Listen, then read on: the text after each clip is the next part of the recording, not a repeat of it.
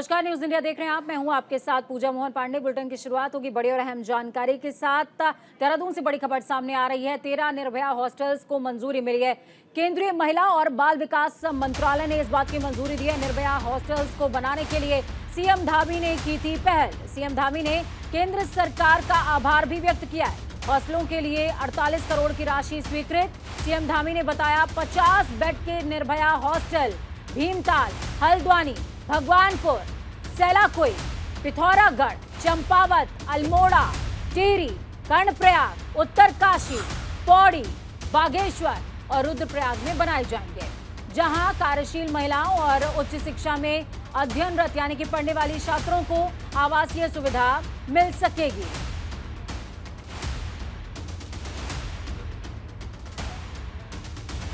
तो केंद्रीय महिला एवं बाल विकास मंत्रालय की ओर से 13 निर्भया हॉस्टलों को मंजूरी मिली है। सीधे आपको सुनाएंगे कि सीएम पुष्कर सिंह धामी क्या कुछ कह रहे हैं। इसको बांटने पर विश्वास करते हैं और तुष्टीकरण पर विश्वास करते हैं, इसलिए कोई आश्चर्य नहीं है। लेकिन उनके नाम के आगे स्वामी हैं, कम से कम उनको ऐसे बयान देने से पहले सोचना चाहिए। तो बता दें कि 13 निर्भया हॉस्टल्स को मंजूरी मिल गई है। महिला एवं बाल विकास मंत्रालय ने मंजूरी दी है। इस बीच सीएम पुष्कर सिंह धामी को भी आप सुन रहे थे, वो क्या कुछ कहते नजर आए थे। बड़ी खबर, अहम जानकारी देहरादून से है। 13 निर्भया हॉस्टल्स को मिली है मंजूरी। महिला एवं बाल विकास मंत्रालय ने मंजूरी दी है और इस हॉस्टल में काम करने वाली महिलाएं और साथ में अध्ययनरत छात्राएं रह सकेंगी। ऐसी छात्राएं जो कि उच्च शिक्षा अर्जित कर रही हैं। इस खबर पर ज्यादा जानकारी के लिए ग्राउंड जीरो का रुख करते हैं। संवाददाता सहयोगी हमारे साथ अनुज अवस्थी जुड़े हुए हैं। अनुज, क्या कुछ अपडेट आप तमाम दर्शकों को दे रहे हैं। आधी आबादी को सौगात है, 13 निर्भया हॉस्टल्स को मंजूरी मिली है। जी बिल्कुल पूजा जी, जिस तरीके से मुख्यमंत्री पुष्कर सिंह धामी लगातार इस पहल को कर रहे थे और अब उनकी इस पहल पे स्वीकृति लगती है। केंद्रीय महिला एवं बाल विकास मंत्रालय ने अब ये स्वीकृति देती है कि उत्तराखंड में पूरे जो 13 के 13 जिले हैं, उन जिलों में 13 निर्भया हॉस्टल बनाने की जो स्वीकृति प्रदान करी है, एक कहा जा सकता है कि एक बड़ी सौगात है उत्तराखंड को लेकर के। साथ ही साथ अगर बात करें इन हॉस्टलों को लेकर के, मुख्यमंत्री पहले से भी लगे हुए थे और अब जाकर के उसकी स्वीकृति मिली है। साथ ही साथ अगर बात करें, मुख्यमंत्री ने केंद्र सरकार का आभार भी जताया है, महिला एवं बाल विकास मंत्रालय का भी आभार जताया, क्योंकि इस तरीके के अगर हॉस्टल उत्तराखंड में बनेंगे, क्योंकि उत्तराखंड मैदानी और पहाड़ी दो क्षेत्रों में, दो चीजों में बटा हुआ है। मैदानी क्षेत्रों की अगर बात करें तो राजधानी देहरादून, हरिद्वार और उधम सिंह नगर मैदानी क्षेत्रों में आता है, और अगर पहाड़ी क्षेत्रों की अगर बात करें तो उत्तरकाशी, टिहरी, पौड़ी, चंपावत, भीमताल, बागेश्वर, पिथौरागढ़, ये पहाड़ी क्षेत्रों में आते हैं। तो जो पहाड़ी क्षेत्रों में जो हमारी छात्राएं हैं, जो हमारी महिलाएं हैं, जो काम करती हुई महिलाएं हैं, साथ ही साथ जो उच्च शिक्षा प्राप्त कर रही हैं जो छात्राएं हैं, वो उन हॉस्टलों में रह सकेंगी। साथ ही साथ अगर बात करें, उन हॉस्टलों के लिए करीब 48 करोड़ रुपए की धनराशि स्वीकृत भी कर दी गई है। साथ ही साथ ये जो बिल्कुल हॉस्टल अनुज, वाकई ये बड़ी सौगात है जिससे महिलाओं के सशक्तिकरण में बहुत बड़ा सहयोग मिलने वाला। बहुत शुक्रिया हमारे साथ जुड़ने के लिए, अहम जानकारी साझा करने के लिए। उत्तराखंड में कई कंपनियां निवेश करना चाहती हैं और करेंगे भी। सरकार की पहल के बाद निवेश बढ़ने वाला है। आईटीसी, ओबराय, अपोलो निवेश के इच्छुक हैं। आईटीसी कागज निर्माण काम की स्थापित कर सकती है इकाई। 5000 करोड़ का निवेश कर सकती है आईटीसी। राज्य सरकार दिसंबर में वैश्विक निवेशक सम्मेलन करेगी। राज्य सरकार की ओर से होगा बड़ा सम्मेलन। आईटीसी कागज निर्माण कार्य कर सकती है स्थापित।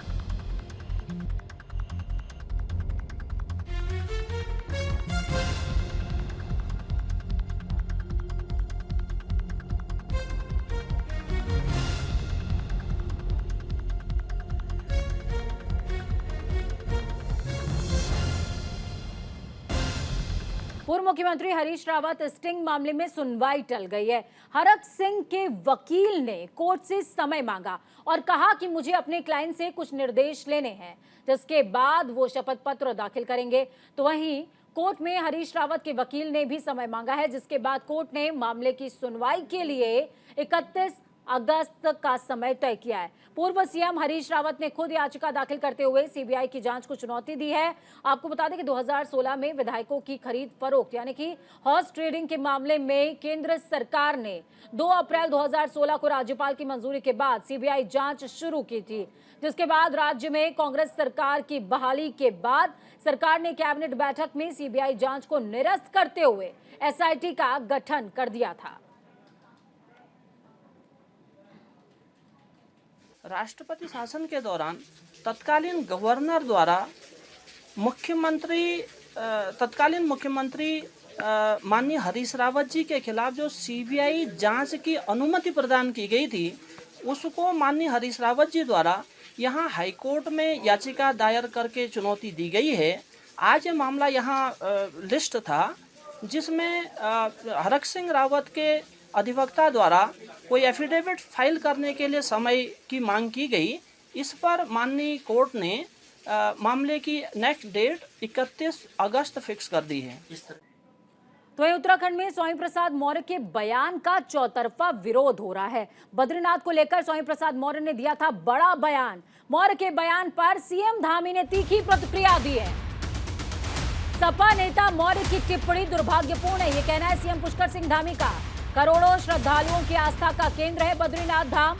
समाजवादी पार्टी का चरित्र हमेशा से ही हिंदू विरोधी रहा है। स्वामी प्रसाद मौर्य को तीर्थ पुरोहितों ने नसीहत दी है। अध्ययन के बाद ही ज्ञान बांटे मौर्य, ये कहना है तीर्थ पुरोहितों का। आपको बता दें स्वामी प्रसाद मौर्य ने कहा था कि 8वीं सदी तक जहां पर बद्रीनाथ धाम बना हुआ है वो असल में जैनियों का तीर्थ क्षेत्र हुआ करता था, जिसको तोड़कर मंदिर का निर्माण किया गया है।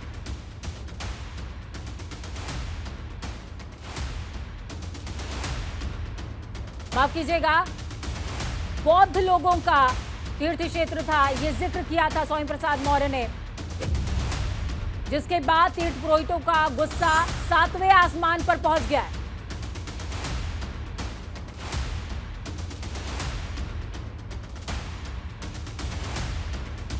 तो बड़ी खबर अहम जानकारी दे रहे हैं। सपा नेता स्वामी प्रसाद मौर्य के बयान पर सियासत आई है। केदारनाथ धाम के तीर्थ पुरोहितों ने भी केदारनाथ मंदिर के शिखर से अधिक ऊंचाई के बन रहे भवनों का विरोध जताया है। तीर्थ पुरोहितों का साफ तौर पर कहना कि केदारनाथ धाम में मंदिर के शिखर से ऊपर कोई भी भवन नहीं बनना चाहिए। आज तक धाम में कोई भी भवन ऐसा नहीं बना जो मंदिर के शिखर से ज्यादा ऊंचा हो। तीर्थ पुरोहितों ने जल्द ही ऐसे भवनों का कार्य रोकने की मांग की है और काम न रोके जाने पर आंदोलन की भी चेतावनी दी है।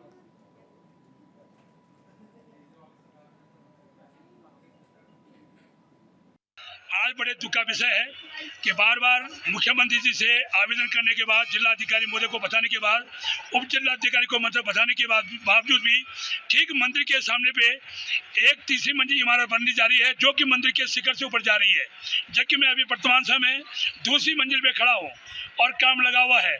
तो मेरी भारत सरकार से गुजारिश है, प्रार्थना है, अभी हम प्रार्थना कर रहे हैं कि शीघ्र अविलंब इस कार्य को बंद कर दिया जाए, नहीं तो हम इसी बिल्डिंग में धरने पे बैठ जाएंगे, जिसकी नैतिक जिम्मेदारी शासन और प्रशासन की होगी। तो वहीं बीकेटीसी यानी कि बद्री केदार मंदिर कमेटी ने पहली बार बद्रीनाथ धाम और केदारनाथ धाम में इस वर्ष वीआईपी और वीवीआईपी दर्शन की योजना शुरू की है। इस योजना से बद्रीनाथ केदारनाथ मंदिर समिति को अच्छी खासी आय मिल सकेगी। अभी तक बद्रीनाथ और केदारनाथ धाम में 30,546 वीआईपी और वीवीआईपी महानुभाव दर्शन कर चुके हैं। इससे बद्रीनाथ और केदारनाथ मंदिर समिति को 91,063 आपको बता दें कि लाखों रुपए से ज्यादा की आय प्राप्त हुई है। बीकेटीसी के अनुसार इस साल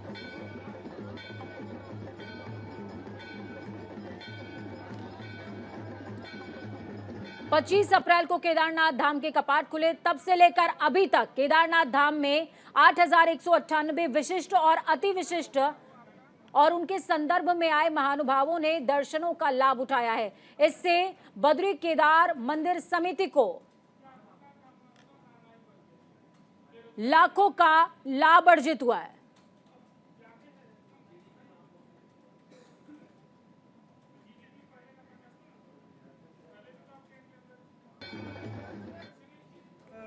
यात्रा काल प्रारंभ होने से पूर्व हमने देश के 4 प्रमुख मंदिरों में अपने 4 अध्ययन दल भेजे थे, जिन्होंने वहां पर मंदिरों की प्रबंधन की व्यवस्थाओं का परीक्षण किया, जायजा लिया था।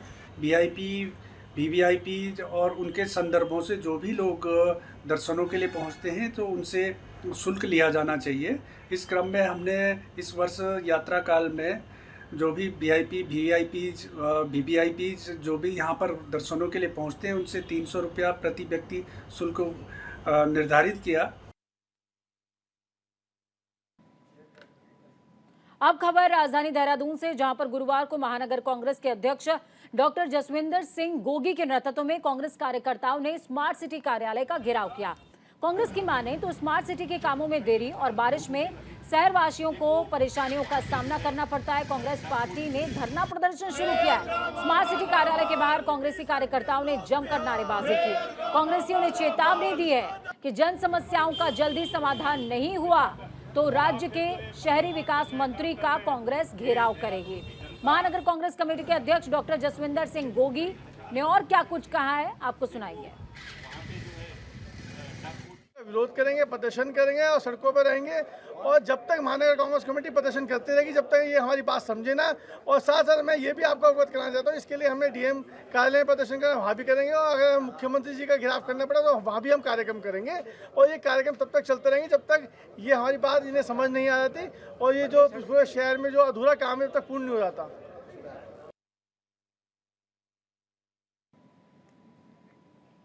उत्तराखंड के पहाड़ी इलाकों में इस बार हुई भारी बारिश की वजह से निचले इलाकों में बाढ़ से जनजीवन अस्त व्यस्त हो गया है। हरिद्वार के लक्सर और खानपुर क्षेत्र में बाढ़ के चलते लोगों को काफी परेशानियों का सामना करना पड़ा।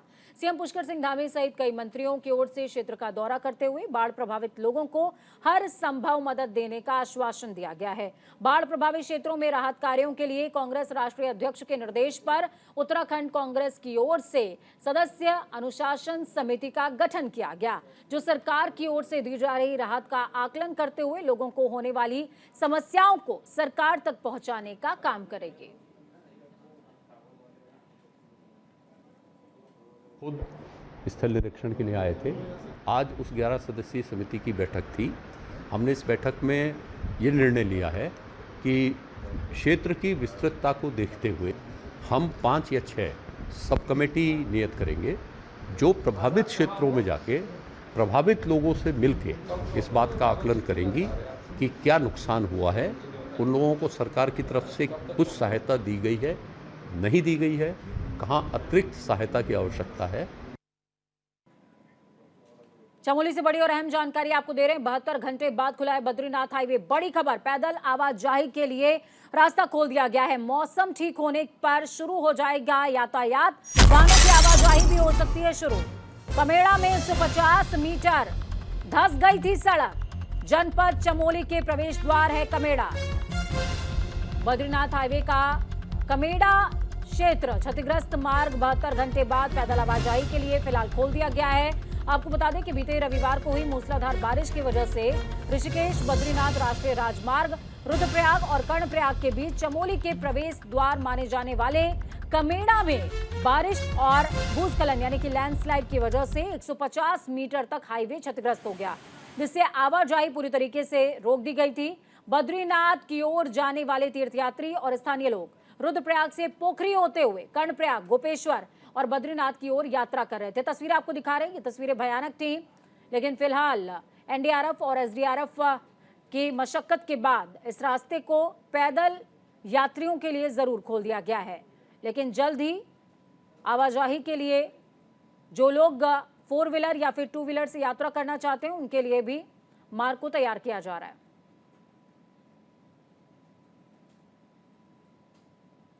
इतनी जल्दी जो संभव हो पाया है, आरसीसी कंपनी है हमारी, इसके वर्कर हैं, इन्होंने बहुत मेहनत की है। जो प्रशासन है, बीआरओ है, इन्होंने काफ़ी हेल्प की। रेलवे वाले हैं, इन्होंने बहुत हेल्प की।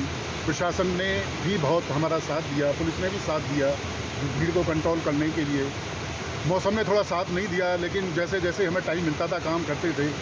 स्लाइड बहुत हो रहा था, जब स्लाइड होता था तो हम रुक जाते थे, फिर दोबारा काम करते थे। तो लेकिन काफ़ी कुछ हो चुका है और उम्मीद है कि कल हम इसको सुचारू रूप से ट्रैफिक को कंट्रोल करें। आपको बता दें कि टिहरी में एमएलए का दौरा है। बड़ी खबर, अहम जानकारी आपको दे रहे हैं। टिहरी जिले में बारिश ने कहर मचा रखा है। आज घनसाली तहसील के ग्राम कोट बूढ़ा केदार में पहाड़ी से मलबा आ गया था। मलबे के नीचे 4 मकान दब गए। इस आपदा से प्रभावित लगभग 20 परिवारों की मदद के लिए घनसाली विधायक शक्तिलाल शाह ने मौके पर जाकर एसडीएम केएन गोस्वामी की टीम के साथ मौके पर मुआयना किया और विस्थापना की सूची तैयार करते हुए शासन को भेजने के निर्देश भी दिए हैं।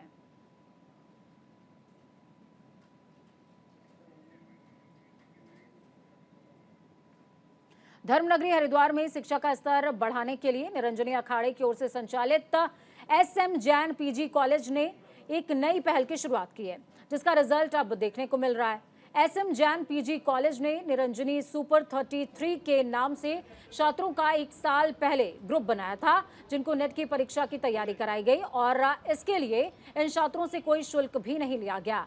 एसएम जैन पीजी कॉलेज को छात्रों ने नेट की परीक्षा पास करते हुए कॉलेज का नाम रोशन किया है। आज दोनों छात्रों को अखिल भारतीय अखाड़ा परिषद के अध्यक्ष और निरंजनी अखाड़े के सचिव महंत रविंद्रपुरी की ओर से सम्मानित भी किया गया।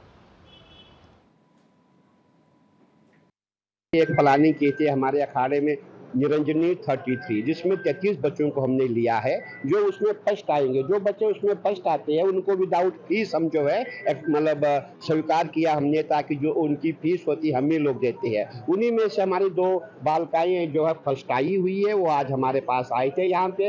इनमें एक दिव्या भगत है और एक हमारी ज्वालापुर में शाइना है जो फर्स्ट आई हुई है। तो मेरे से आशीर्वाद लेने आई थी। मेरी ओर से दोनों का बहुत बहुत आशीर्वाद, साधुवाद। जिसमें एक भव्या भगत जिसने इकोनॉमिक्स में यूजीसी नेट की परीक्षा उत्तीर्ण की है, और दूसरी बच्ची जो है वो शाहीन है जिसने कि सोशियोलॉजी में जो है यूजीसी नेट की परीक्षा जो है उत्तीर्ण की है। हमारे एसएम जैन कॉलेज में विगत वर्ष से एक निरंजनी सुपर 33 के नाम से जो है एक स्पेशल ग्रुप जो है जो कि प्रतियोगी परीक्षाओं की तैयारी के लिए चलाया गया था। इसका प्रत्यक्ष प्रमाण यह है कि दो बच्चे जो हैं ये यूजीसी नेट की परीक्षा में उत्तीर्ण हो गए हैं। खबर हरिद्वार से, जहां गुरुवार को मेला कंट्रोल टावर में जुलाई योजना की बैठक हंगामेदार रही। हरिद्वार के प्रभारी मंत्री सतपाल महाराज की अध्यक्षता में आयोजित इस बैठक की शुरुआत विधायकों के हंगामे के साथ हुई। बैठक में विधायकों ने अपने प्रस्तावों को शामिल नहीं किए जाने का आरोप लगाते हुए बैठक में जमकर हंगामा काटा। हंगामे के बाद बैठक में अलग अलग प्रस्तावों को शामिल किया गया और इस वित्तीय वर्ष में कुल 62 करोड़ 48 लाख का बजट पारित किया गया है, जिसमें 50% पुराने कामों के लिए और 50% बजट के कामों के लिए इस्तेमाल किया जाएगा।